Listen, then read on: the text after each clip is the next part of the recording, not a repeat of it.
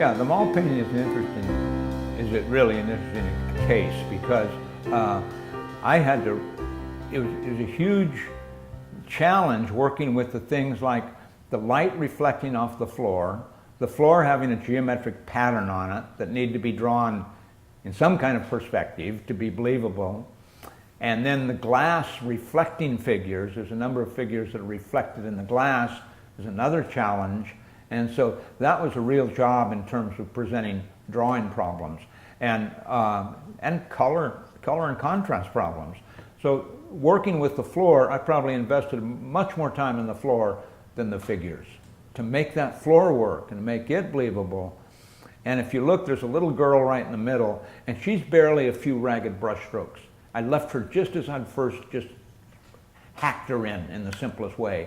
And it works fine because the floor looks so convincing and the floor is so believable. And the thing about the reflective floor, watching a dark color move from the shadow to the light, and then making a light color move in a way that made it belong to the same floor, a classical painting problem, but also a really challenging, interesting one. And almost everything I've done has been, every image I take has some kind of challenge to it.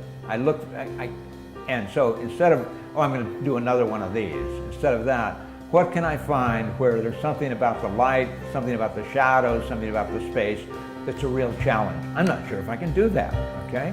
And that really keeps my attention.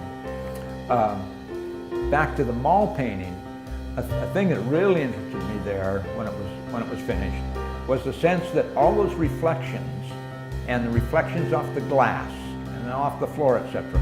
It's almost like you couldn't grasp the surface. It's like the surface of the painting sort of dissolved because of all these different events. And I really liked that idea. It felt somewhat disorienting, although you could, if you look at it, read it, you could see, oh yes, this is a reflection of that. And anyway, that was an interesting example.